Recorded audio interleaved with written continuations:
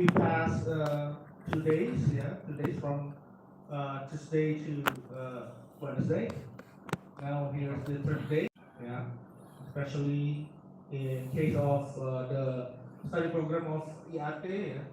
Three study programs, right? Yes.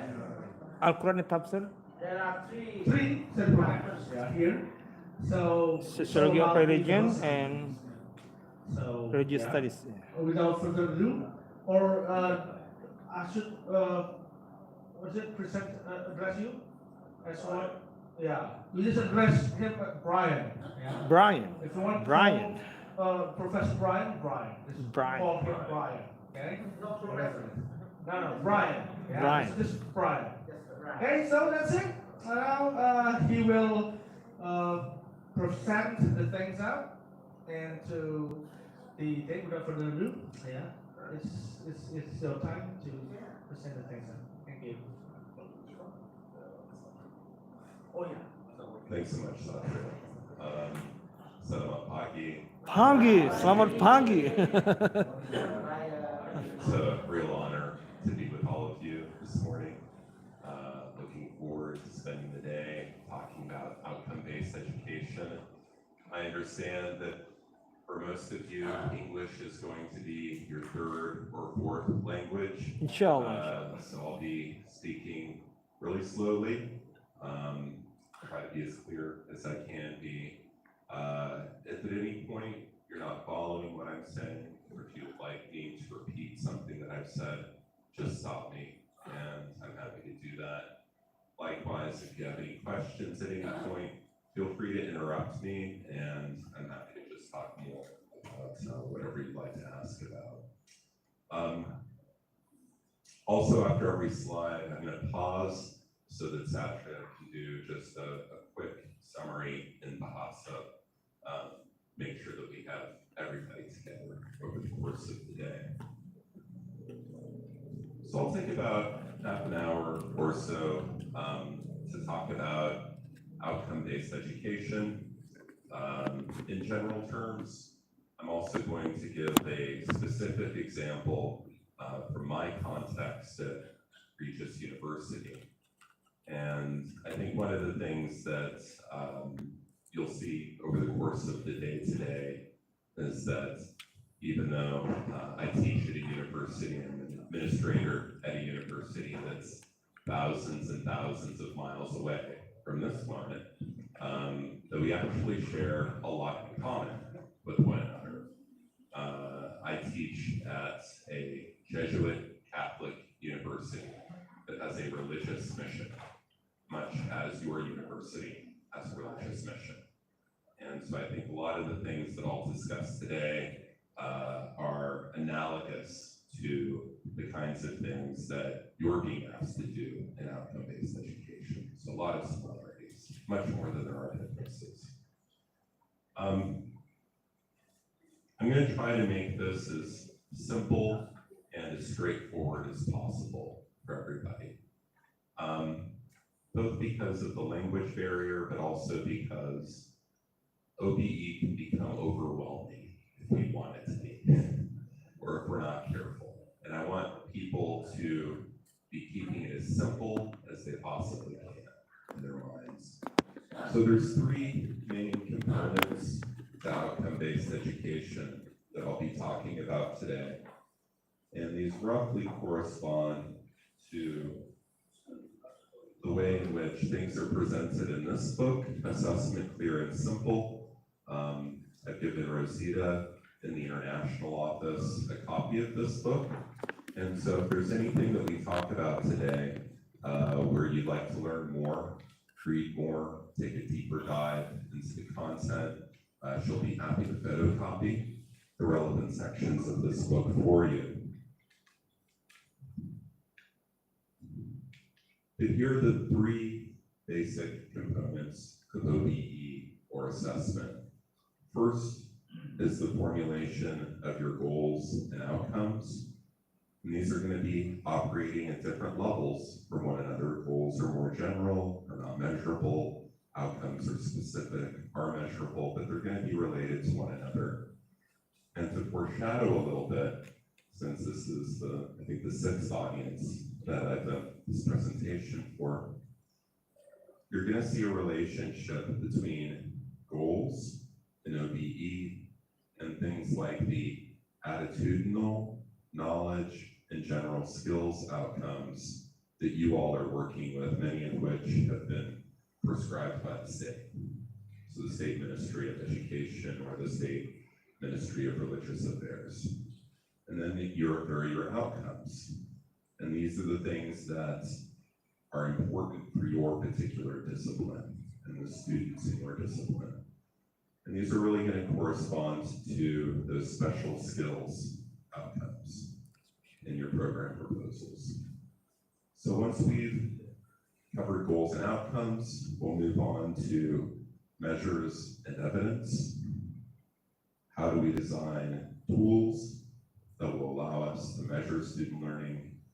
How do we design assignments so that we can elicit the kind of demonstration of learning that we want from our students in order to measure what they've learned? How do we gather that assessment data? And then finally, is the most important part that in many ways, well, turn the seat.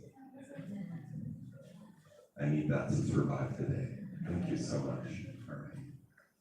All right. The last part is what's called closing the loop in the assessment literature. This is the most difficult part of assessment. It's also the very most important part of assessment. It's also, unfortunately, the part of assessment that a lot of faculty don't get to because they don't have time to do it.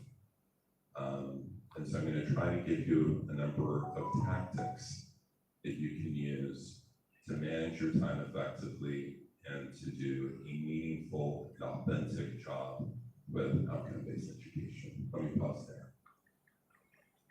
Oke, jadi Bapak Ibu, ini adalah komponen daripada outcome ya, atau capaian yang kita bisa simplifikasikan ya. Ada 3 macam. Ini adalah goals ya, tujuan, beda sama aim-nya, goals. Jadi tujuan pembelajaran, kemudian capaian pembelajarannya, outcomes-nya, kemudian measures itu adalah alat ukur atau instrumen yang dipakai untuk mengukur capaian itu apakah sesuai atau tidak.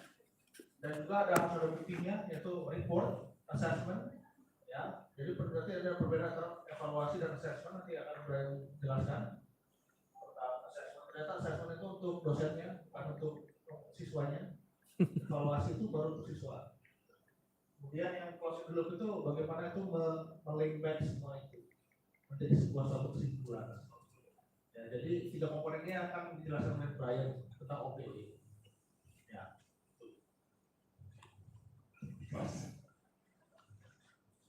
Sama-sama. So before I get to that first part of formulating your goals and outcomes, I want to take a moment to draw a really important distinction between, on the one hand, grading and evaluation of students, and on the other hand, the assessment of student learning. When faculty are starting out with OBE, it's easy to conflate these 2 things with one another, to identify with one another, and to use grades as a proxy for assessment data. But they're actually very different processes and they have different audiences. So when you grade a student's work, it's summative, you're providing a final evaluation of that work.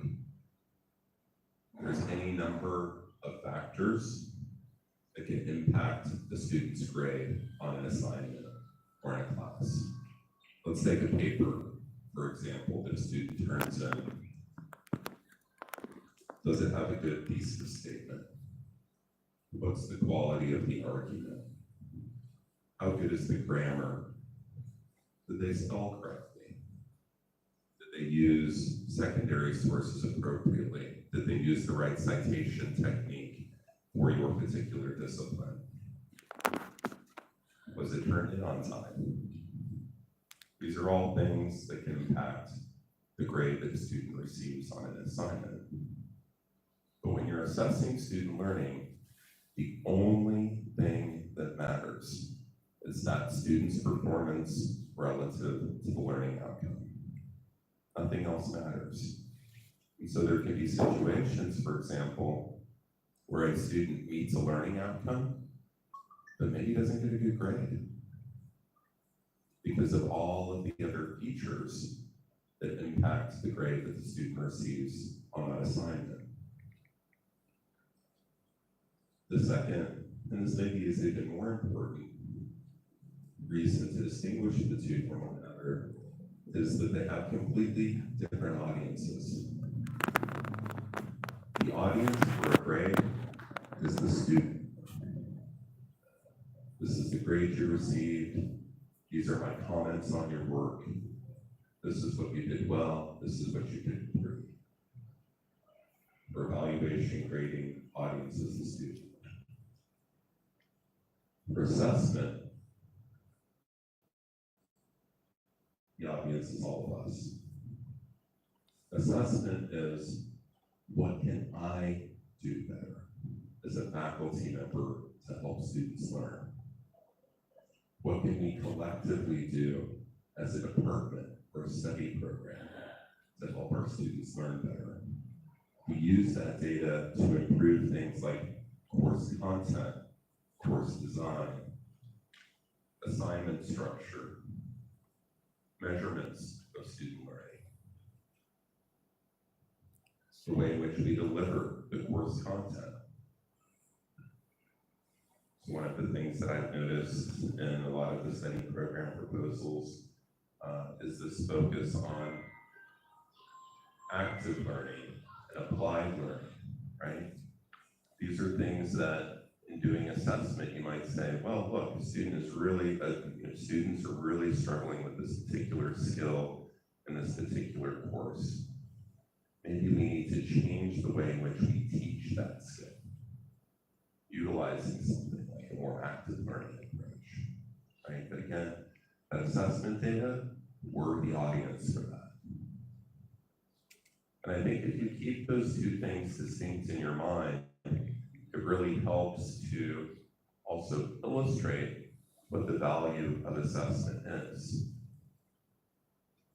Grades, they don't help us very much. They can help the student, but they don't help us as teachers. That's what assessment is. Oke, Bapak Ibu, ini adalah bagaimana kita membedakan antara assessment dan evaluasi. Karena kadang-kadang kita salah membedakannya, apa itu assessment atau evaluasi. Di dalam OBE itu yang di-assess itu adalah pengajarnya. Apakah mereka mengajar sudah baik? Apakah komponen yang diajarkan itu sudah tercapai oleh siswanya? Dan bukanlah sekedar memberikan sumatif ya. Sumatif itu final test gitu. Jadi dinilai secara holistik gitu, dengan nilai A, B, C, D, E. Apakah mahasiswa dengan nilai A itu sudah bisa mencapai capaian yang seharusnya dia capai? Atau hanya dengan perasaan saja memberikan nilai A? Atau pakai random Excel nilai itu. Jadi ternyata capaian pembelajaran itu bukan hanya tentang grading, tapi bagaimana seorang guru itu bisa meningkatkan kapasitas dirinya untuk bisa mengajarkan kompetensi yang seharusnya dicapai oleh mahasiswa atau siswa yang kita ajar. Jadi bukan hanya sekedar nilai A, B, C, D, dan E, tapi bagaimana mereka mahasiswa mencapai itu sehingga mencapai target profil capaian. Ya, jadi seperti itu. Thanks. All right, so now moving to that first part of OBE, formulating goals and outcomes. Goals and outcomes, again, are going to be operating at different levels. Your learning goals are going to be general, they're not measurable, and they are aspirational. So there are things where we want our students to achieve this, but we don't formulate it in a way that's measurable, and it tends to be pretty general. give an example that shows up in all of the study programs, and that we'll talk more about later today. But it's a pretty good example of something that's more like a learning goal than a learning outcome. So students will internalize a spirit of independence, struggle, and entrepreneurship in showing duty to their communities. I've seen it so often, I think I got it memorized at this point. But this is one of the outcomes that comes from the Department of Religious, or the Ministry of Religious Affairs. Internalization, that's something in here. That's something inside of my mind, or my heart, if we want to speak metaphorically, right? But it's something that's inside of me. I can't know what's inside of any of you. I don't know what you've internalized and what you haven't internalized. The only way I can know is on the basis of what you do, the way that you act. Right? And so in order for something like that to be an outcome, you have to translate it into behavioral language that's observable and measurable.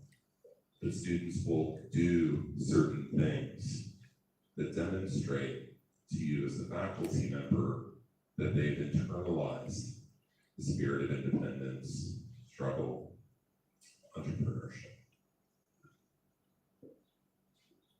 Secondly, there's a lot going on in that goal, right? A spirit of independence is not the same as a spirit of struggle, which is not the same as a spirit of entrepreneurship. These are different and independent concepts from one another. And so when we're writing an outcome that might align with that particular goal, it has to be specific and it has to be measurable. Another good example is one that you have at your university, that I also have at my university. We phrase it a little bit differently, but students have, and this has been phrased differently in different study programs, a fear of God Almighty or piety to God Almighty. Yeah. Pray to God. But again, this is an internal state that I have towards my Creator, right? And so if that's going to be an outcome of some kind, there has to be some behavior that the student would engage in, something that the student would do to demonstrate that he or she has that comportment towards him. Just as another illustration.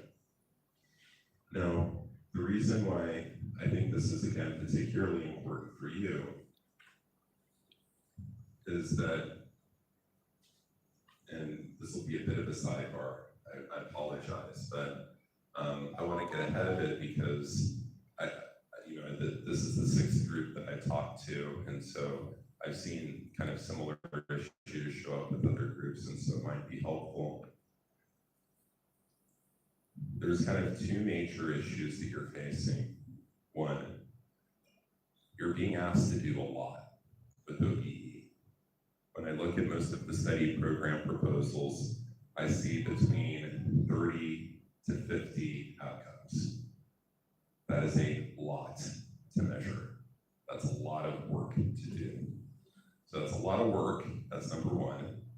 Number 2 is you don't have any time because you have very heavy teaching loads here at the university. So what I understand, many of you are teaching 7 or so courses a semester, right? Perhaps more, does that sound about right? About 7 classes a semester. It's a lot. It's a lot. How are you going to find the time? Right? And so one of my big goals today is to try to make OBE manageable for you, given the time and resources that you have. One suggestion, this is just something to think about. No, I don't want to you look at the goals over here, think about these as being close to those attitude, knowledge, and general skills outcomes. In many cases, those are formulated in ways that are closer to goals than they are outcomes. And then over here with outcomes, think about your special skills outcomes for your particular program, okay? And then the thing to think about is, can I create relationships between them? Between the special skills outcomes for my program and the attitudinal, knowledge, and general skills outcomes that the state expects from our students. Here's the reason why. If you're able to create those correlations or a map between your special skills outcomes and all of those other ones that are more like goals, then you only have to gather data at the level of your special skills outcomes. And then you can use that data to report out on those more general goals. So that saves you a lot of time. So consider how many special skills outcomes you have. You might have 7, 8, something like that, within a particular study program. If you do what I'm suggesting, then you only have to gather data relative to those 7 or 8 special skills outcomes. But then you use the mapping in order to report out on the more general ones. And I think that's something that could be manageable for you, given the time that you have. But I do worry that you don't have time to individually measure for all of these. That's one. 2 is, a lot of them are written in a way that even if you wanted to measure for it, you couldn't, because they're not measurable. Like the examples that I gave with tithing God or internalizing spirit of independence. May pause there. Go ahead. Jadi Bapak Ibu, ini adalah tujuan dan juga capaian. Itu kita bisa lihat komparisinya ya, perbedaan. Biasanya kalau tujuan itu dia sifatnya general, seperti kayak internalisasi juga. Internalisasi itu nggak susah untuk diukur. Jadi kita nggak bisa mengukur apa isi kepala peserta didik kita, apa isi kepala mereka, tapi kita bisa melihat apa yang mereka bisa lakukan dalam capaian-capaian itu. Sehingga dalam capaian itu harus benar-benar spesifik terhadap bidangnya masing-masing. Ya, kalau misalnya Al-Quran dan tafsir seperti apa, psikologi seperti apa, jadi capaiannya harus spesifik, tidak generalisasi. Dan juga kalau yang goals atau tujuan tadi tidak bisa diukur, not measurable. Sementara kalau capaian dia bisa diukur dengan instrumen. Apapun instrumen yang sesuai, harus sesuai. Kemudian dengan tujuan dia hanya bisa memberikan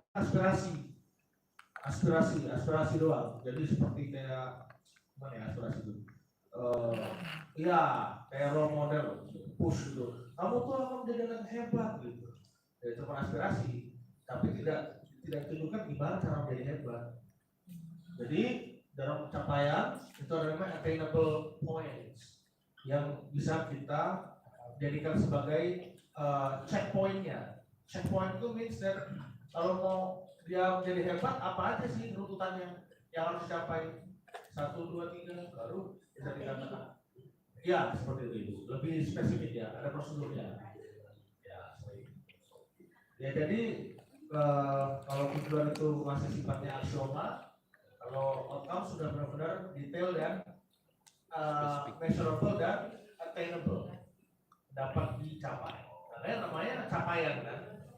Ya,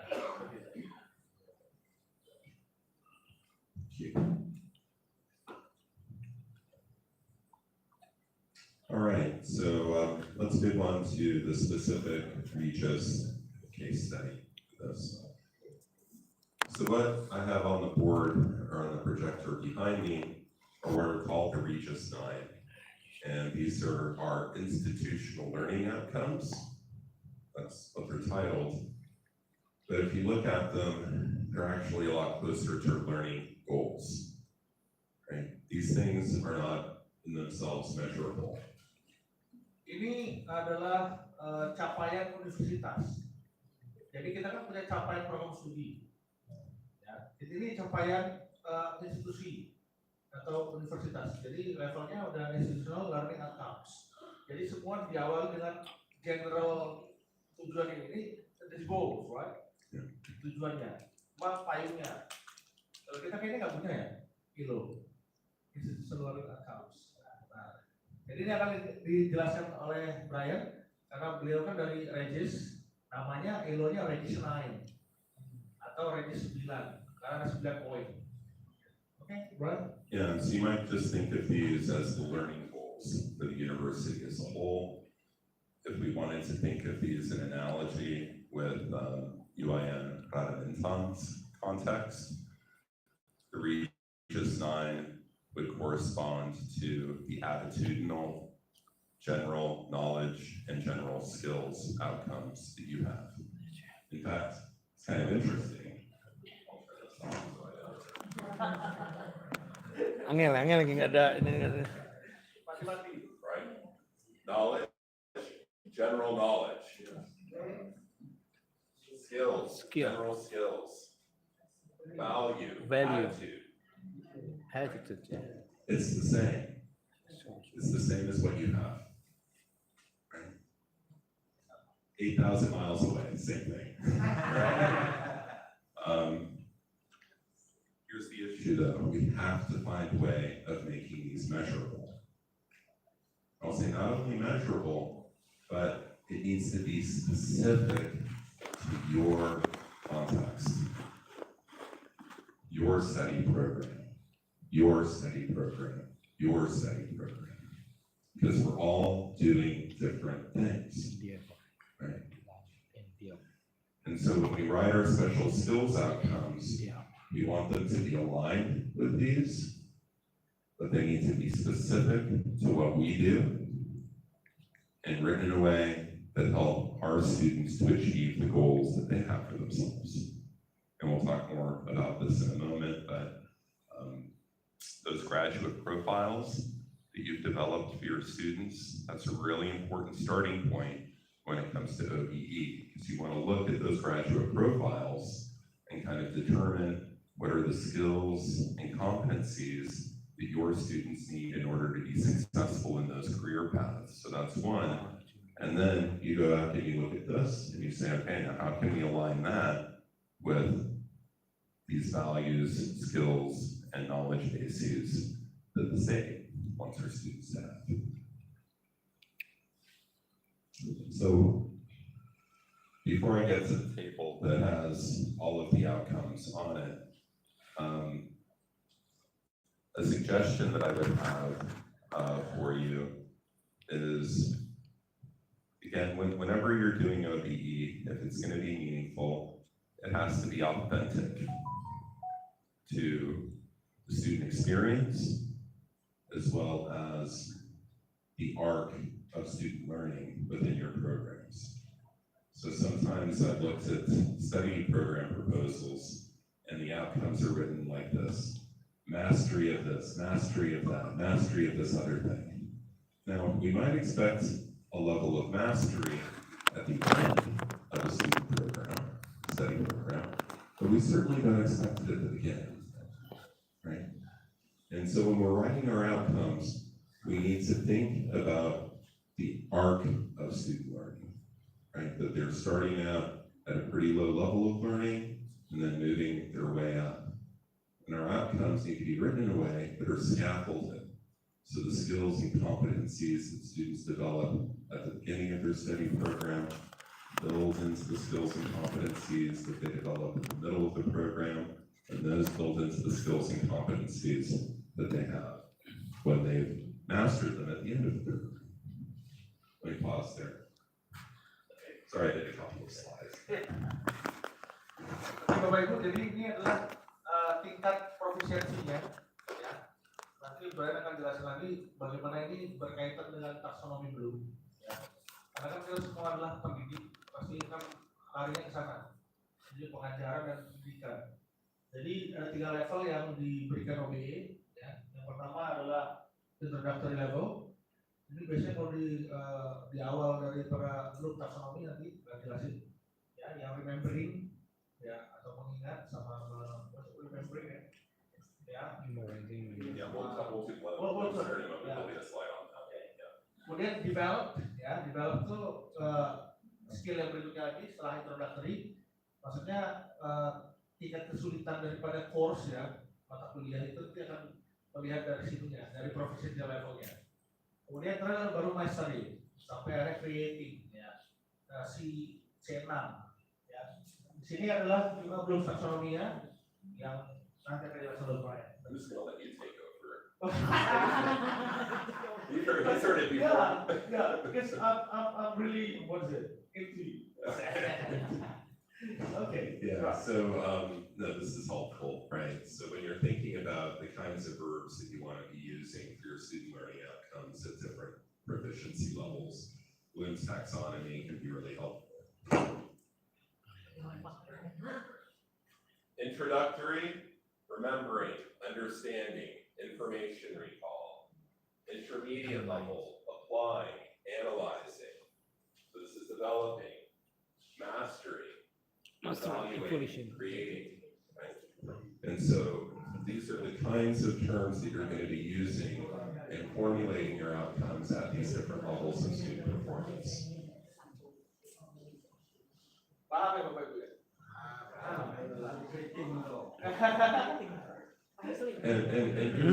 And here's the other part of this, right? These are all sample verbs that you could use. Bloom is really kata kerja, verb, kata kerja operational verb. Yeah. Itu adalah kalau kita kayak mengerti, memahami, menjelaskan kata kerja operasional harus pakai ini. And you also need to be thinking about kind of the difference between undergraduates and graduate students as well, right? Asking undergraduate students to create new knowledge in our disciplines is probably unreasonable, right? Master's thesis, PhD dissertation, sure, right? But not for undergraduate work generally. But the main idea is to use an Americanism, let's not lose sight of the forest for the trees. The most important idea is that when students are just starting out, we're going to expect a kind of basic level of performance of student learning. What are the verbs in Bahasa, right, that would describe that? How could that scaffold into a more advanced form of student learning at an intermediate level relative to those same skills and competencies? How would we describe that? And then finally, once we've built those two levels, is there a third level, right, of expertise or mastery? And again, relative to the population, right, an undergraduate is going to be different than a graduate student, but what would that mean for an undergraduate student, for example, at that highest level? What would be the verbs that would describe that? When a student is doing an applied project, let's say, at the end of their course of study in semester 8, what would we expect of them? How would we describe that, right? And that's what you want to get in your curriculum. Oke, jadi ini taksonomi ini akan dipakai dari proficiency level OBE yang tadi introduce, develop, dan mastery. Dan ini setiap semester kita harus ada seperti itu untuk menimbulkan efek scaffolding. Scaffolding itu kayak kita menumpukin bata sampai akhirnya dia jadi tembok. masternya semakin tinggi gitu kan. Ya, dari scaffolding. Jadi dari introductory level itu yaitu dua ini dulu, yaitu remembering, understanding. Itu dikasih seperti kayak teori misalnya, konsep dan lainnya. Kemudian baru develop, mereka bisa apply dan analyze gitu. Dan akhirnya berarti mereka bisa evaluate dan creating di mastery levelnya. Jadi benar-benar di scaffolding. Jadi benar-benar dari bawah sampai dia bisa. Jadi setiap semester pasti punya tingkatan yang sama kan. Semester 1 sampai semester akhir. Jadi tetap levelnya harus dari introductory, develop, dan mastery. Jangan langsung tahu mereka suruh buat project. Kalau tanpa ada teorinya, tanpa ada penerapan aplikasi dan segala macam. Okay. Thank you. All right, so this is what we did at Regis in my college. This is back when I was dean a couple of years ago. So for each of the Regis 9, these are the goals. We formulated learning outcomes that are measurable and specific at each of those 3 levels of performance. And then we associated these with courses and assignments at different levels in the curriculum.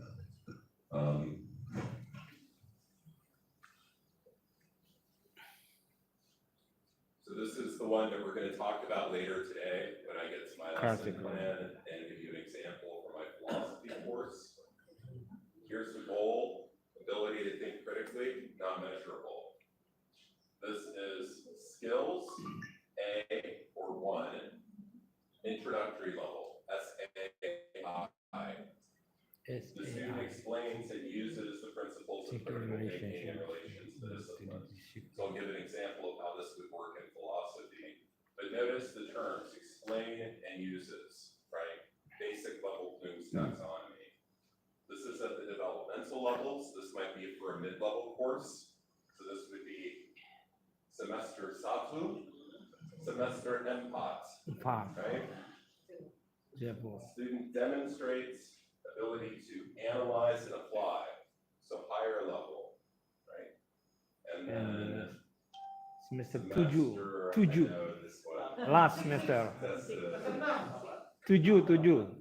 no, one more. What's the 7 dan eight. 7 dan 8 itu. Semester 8. Right, so the end of 7 dan 8 lah itu. 7 semester. 11 semester skripsi ya. Nulis skripsi. Student uses principles of critical Current new thinking idea to within the discipline. evaluate and create. Udah creating kan? Iya, itu skripsi. Right, but the idea is that Jurnal, these are jurnal. scaffolded into one another. Artikel jurnal, using the journal.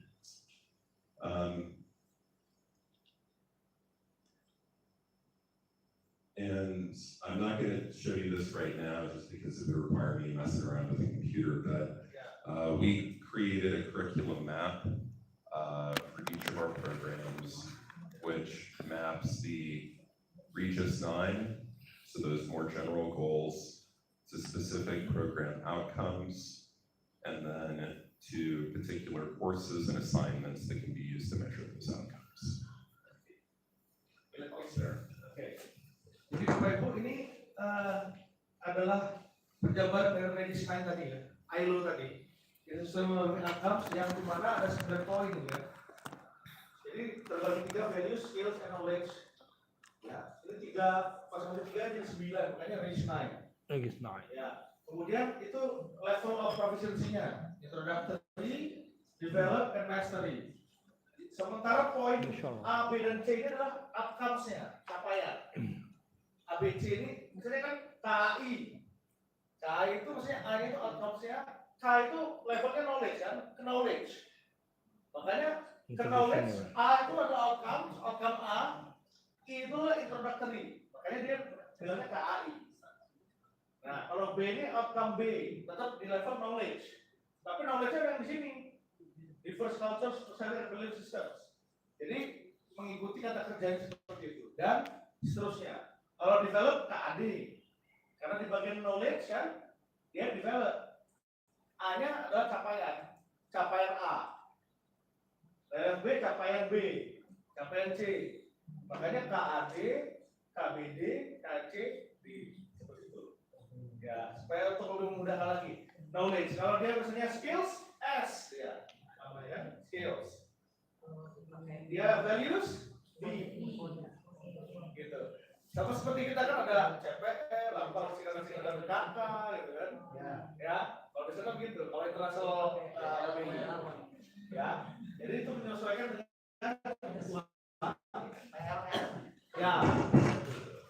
Yeah, and we just did this because it helps us to keep track of the assessment data, because we can code it with just these 3-letter codes. So it just makes it a little simpler. All right. So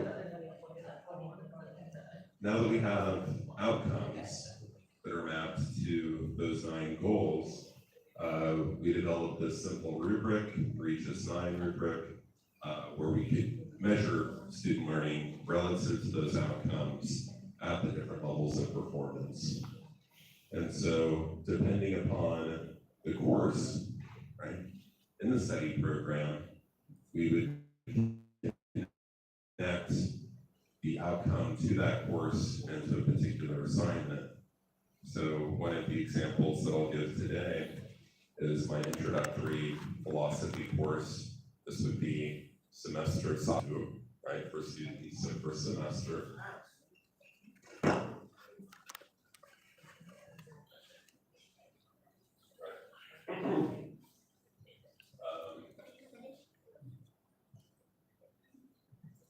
Student. So, KAI. KAI, the The student student explain. explains and uses basic terms and definitions. KPI, students explains and uses, right? So those very introductory level outcomes would be embedded into my introduction to philosophy course. And there would be specific assignments that I would create in order to measure student learning relative to those introductory level outcomes. Okay. And this afternoon, I'll give a concrete example of that. Jadi nanti ada showcase ya untuk masing-masing study program, apa profesor gitu menampilkan RPS ya, tadi ya KBB. Setelah ini ya, RPS nya. Jadi nanti kita lihat di situ sesuai dengan registrasi tadi. Ini kalau kita udah punya ILO, kita kan belum punya ILO nih. Nah, kita nggak ada institutional outcomes kan, kita nggak punya WIN9. Terus no WIN9. Kalau mereka kan udah jelas tuh, ada goals generalnya, baseline, sehingga dia bisa dikelompokkan seperti ini. Ya, jadi nanti akan dibagi sebagai knowledge, skills, and values. Dan dilihat ini meets, partially meets, and does not meet. Ya, 1, 2, 3. Yeah, so this just provides a way of doing average scores then, so you can average these numbers.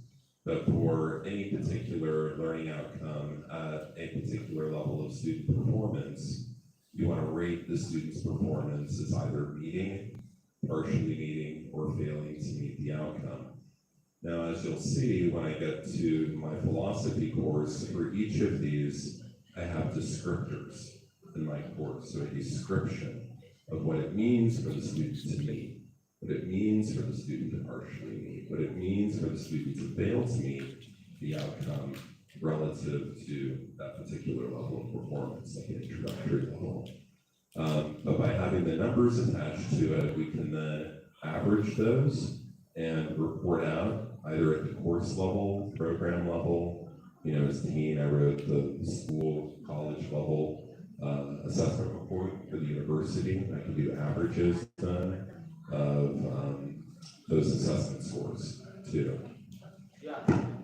Oke, jadi untuk lebih memudahkan kita nanti kalau di tabelnya kita kasih angka 3 itu sebagai dia terpenuhi capaiannya terpenuhi, benar-benar kena gitu checklistnya. Kalau dia partial berarti ada yang kena, ada yang enggak capaiannya. Mereka studentnya harus begini tapi kok nggak sepenuhnya berhasil gitu. Cuma bisa di sini tapi di sini nggak bisa seperti itu. Kalau yang dasar yang nggak ada yang tercapai, tujuan pembelajaran itu tidak ada tercapai, tidak ada yang capai pembelajarannya. Jadi nanti kodenya 1, 2, 3 itu biar lebih mudah aja. Kalau misalnya semuanya 1 kan nggak tercapai tuh. Jadi asesmennya akan salah siapa nih kira-kira gitu, ataukah salah mahasiswanya atau salah yang ngajar gitu kan? Ya, assessment. And again, two things to note here. First is that your assignments need to be aligned to the learning outcome. So when I give you the example in my class of SAI, the student explains and uses the principles of critical thinking in relation to the discipline. The assignment that I created to measure student learning here is directly aligned to this outcome. It's specifically designed to elicit student performance relative to this outcome, right? But you need to be careful, right? Because there's a temptation often for faculty, and I've seen this in a lot of the study program proposals where, well, we're gonna take the final paper. We're gonna use that final paper to measure for everything, right? But let's say that the final paper has nothing to do with uses of technology, right? So down here, SCI, the student explains and uses concepts and uses of contemporary technology in relation to the discipline. If you're going to be using the assignment to measure for that outcome, the assignment better have something that's relevant to that outcome, right? I remember another example was I was evaluating a program plan once, different university, but it was again using that final paper as the way of just assessing for everything. And one of the learning outcomes for the program was uses principles of oral communication effectively. Is a final paper a good way of assessing for oral communication? Ya. Jadi Brian mengakses atau mengevaluasi mahasiswanya itu dengan capaian tadi, Bapak Ibu. Jadi ada sumatif dan formatif testnya, formatif test. Jadi capaiannya itu diuji dengan step-stepnya. Seperti itu misalnya. Contohnya yang SII, yang tahap introductory skill, itu adalah dia menjelaskan bagaimana penggunaan daripada critical thinking, ya, yang berkaitan dengan problem studi. Critical thinking, misalnya kalau ilmu tafsir apa, gitu kan. Jadi nanti diujikan secara formatif, gitu. Nggak langsung tahu-tahu ada paper di akhir. Jadi kita nggak langsung ngasih mereka paper, full kerjakan, gitu, tapi ada stepnya. Ya, seperti itu. Jadi nggak langsung suruh project ini tanpa kita kasih tahu apa sih project itu, apa itu. Terus kadang-kadang kita menjelaskan juga di perkuliahan itu nggak sesuai dengan tugas akhirnya. Jadi apa yang kita jelaskan, what we explain itu nggak reflect di final paper, gitu. Ya, seperti itu. Question? Just one more slide. One more slide. Unless people have them now, you can ask whatever they want. Ya. Kalau Bapak Ibu mau bertanya, silakan langsung aja, nggak apa-apa. Pertanyakan. I promise that we're almost done. Satu slide lagi. So just another kind of pro tip here is that technology can also be helpful when it comes to embedding rubrics with assignments. And so I know that you have a learning management system here at UIN. We have one as well at Regis. And so one of the things that you can do is you create an assignment intended to elicit learning relative to the outcome, and then you can embed the rubric. So for example, you might have some assignment that is aimed specifically at the explanation and use of principles of ethical and social responsibility in relation to the disciplines of philosophy. And so you might just have that line, BAI, embedded as a rubric connected to the assignment. And so the faculty member opens up the assignment, there's the assessment rubric. After they've read the assignment, it's going to take them 5 seconds to say either meets, partially meets, or fails to meet. And then they can go back and grade the student assignment after that. But again, keeping those two processes separate from one another. But if your learning management system allows for embedding rubrics with assignments, that can be a way of saving time for your faculty too. jadi itu tentang penggunaan kita LMS ya, Bapak Ibu. Kita punya LMS kan, kalau nggak salah. Apa yang online itu ya, Budaya e-learning, ya LMS kita itu rubriknya harus semua dosen harus sama dalam menilai siswa mahasiswa. Jadi nanti nggak ada juga yang istilahnya dosen A, dosen B, dosen C itu kok beda-beda pahamnya. Begitu sehingga penilaiannya itu benar-benar sesuai rubrik, objektif dan tidak subjektif. Seperti itu. Ya, kita LMS. Ya, jadi benar-benar terukur seperti yang kata Bryan tadi. Jadi nggak ada protes-protes mahasiswa nanti karena udah jelas rubriknya kan. Seperti itu. Ya, measurable. Dapat nilai. All right, so this is the last slide. We're almost there. So again, this is the final, most difficult, but also most important piece of OBE, which is closing the loop. And this is when where you take the assessment data that you've gathered, you reflect upon it in order to improve student learning. And you're going to want to start individually, looking at the assessment data for your courses. If you notice particular areas where students are really struggling, what is it that I can do in my course to help improve student learning? Do I need to have different content that reinforces a particular skill or competency? Is there something about the course structurally where it's not helping students to achieve a particular outcome? Do I have an assignment that's misaligned? And maybe I'm using a paper to measure an oral communication outcome or something like this, right? But first, start with yourself. But then, and frankly, this is the hardest part, is you need to have collective conversations as a faculty as well about the data. And these conversations can be quite difficult. So I've been in department meetings before where fights have broken out because of things like this. I'm teaching a mid-level philosophy course, and that course presupposes that students have certain skills and competencies. Certain basic argumentative skills, that they've read certain philosophers, they understand certain basic terms and concepts in philosophy.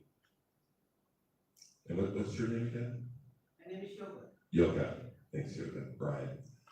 So let's say that I'm teaching the mid-level class and Yoga's teaching the introductory level class. And based on my assessment data, it shows me that students are coming into my class without the skills they need to be successful. Yoga and I need to have a difficult conversation. Right? Because I'll be asking you, what are you doing? What are you doing in your class? Right? Do faculty like those conversations? No. No. It doesn't matter whether you're in America or Indonesia. Privacy. Right? Privacy dosen. Right? But it's really important. Because here's the thing. No one of us is responsible for our students being successful in their lives. It's all of us together. We are a team. Right? The students achieve the student learning outcomes because of all of us working together, all of us doing what we need to do in our classes. And so just, again, this is the hardest part, but it's the most important part. If all you do is develop outcomes and gather data, you report data to the ministry, to the rector, right? He's happy, the ministry's happy. But you do nothing yourselves with the data.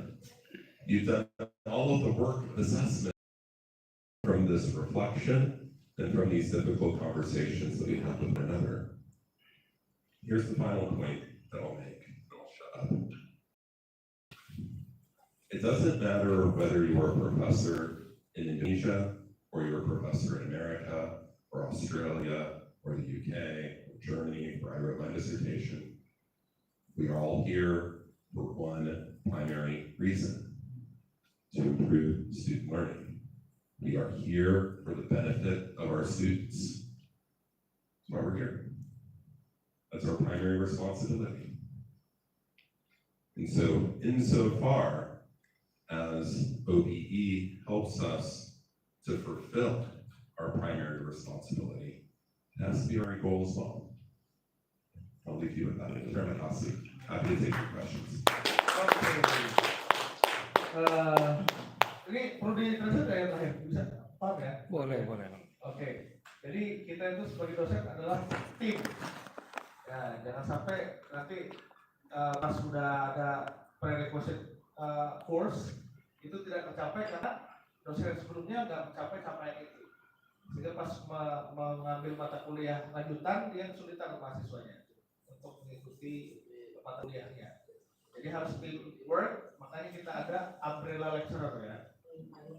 Dosen payung umbrella lecturer. Dosen payung, umbrella Ini masteri udah emang levelnya udah pakai istilah dulu ya. Umbrella lecture. Itu Bapak Ibu, oke, itu tadi penjelasan dari Bryan ya. Sekarang kita masuk kepada sesi pertanyaan, tanya jawab, question and answer.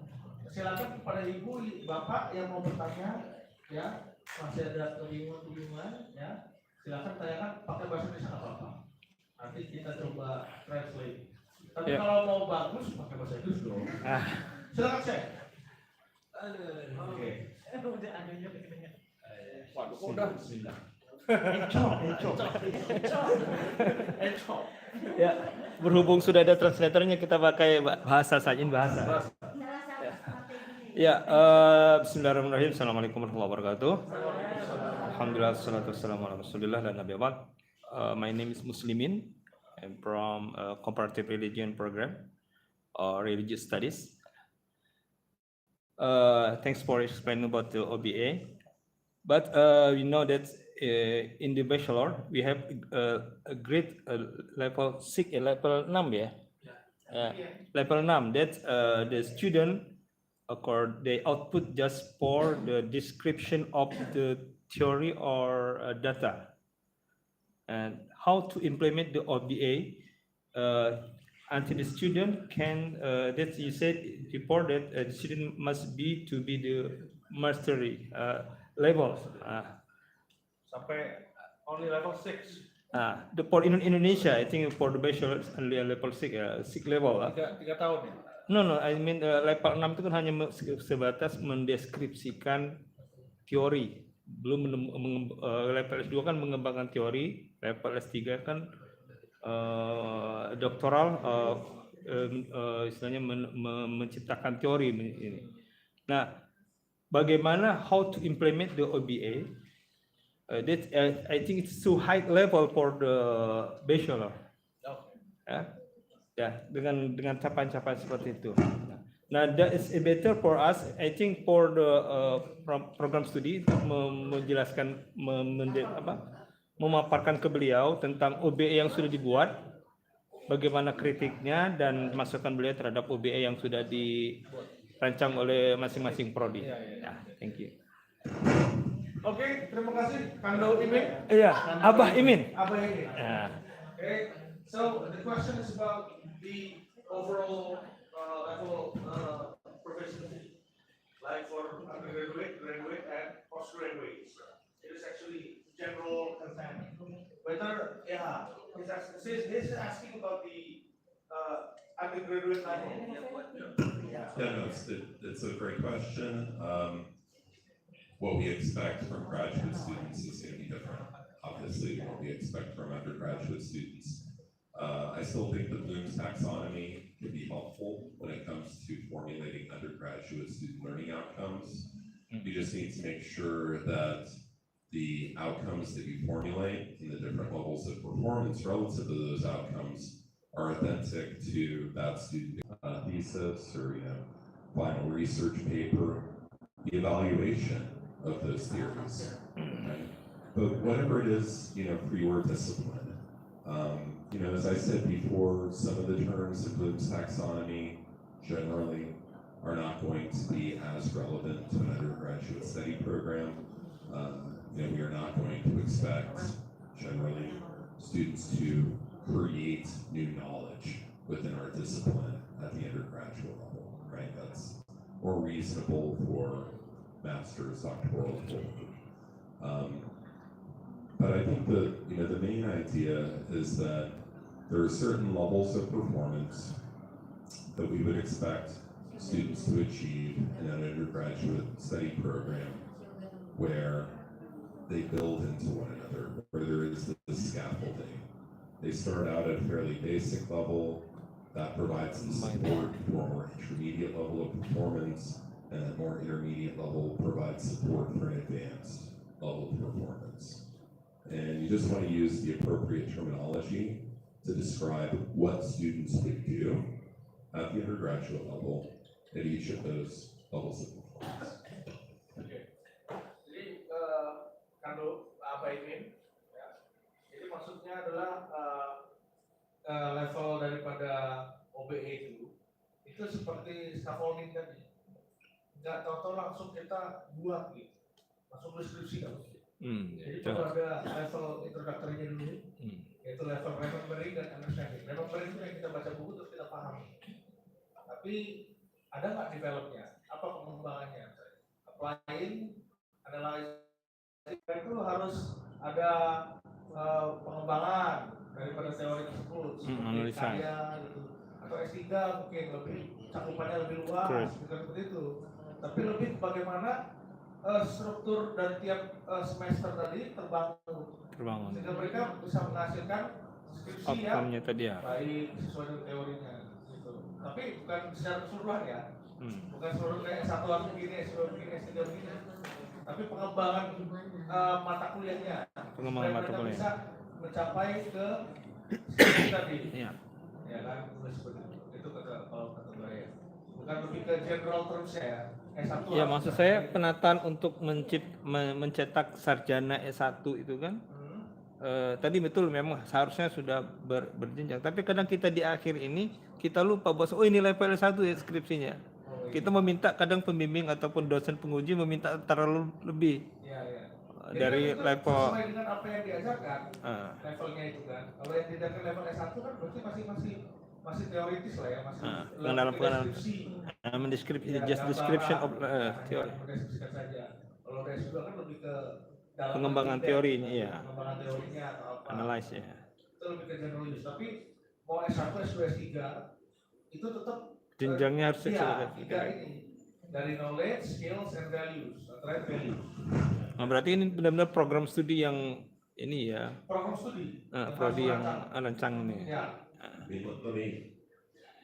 me wax philosophical for a moment, as I want to do, since I'm a philosopher. Again, this idea of team. Our courses have to relate to one another, right? If they don't, if all of our courses are conceptually independent of one another, then there is no study program. There's no coherence, there's no cohesiveness to it. There's no developmental pathway for a student. So if you agree with that, right, that a study program is a intellectual values pathway for a student, where they develop over the course of those 8 semesters, we have to be able to describe the interconnectedness, the fibers that tie together our courses with one another. And those are those learning outcomes that are articulated at different levels of performance. But that's the connective tissue of competencies and skills that makes our study program a study program, rather than just a bunch of independent and unrelated courses. Jadi tiap mata kuliah nanti yang ada harusnya diberikan tiap program studi itu harus benar-benar kohesif dan koheren. Level itu benar-benar correlated each other ya. Dan sesuai dengan apa yang diinginkan dari profil lulusannya nanti. Kira-kira lulusan IAT itu mau jadi apa nanti? Nah, itu yang dibutuhkan. Sehingga tidak memberikan mata kuliah yang dia nggak berhubungan sama sekali dengan lulusannya gitu. Ngapain gitu. Sehingga harus sesuai dan harus berkesinambungan untuk men-setting mata kuliah tersebut. Sehingga nanti skill tersebut dapat dipakai lulusannya setelah lulus dari UIN seperti itu. Other questions? Ada pertanyaan lagi? Silakan Bapak Ibu. Dengan OBE. Kayaknya terhadap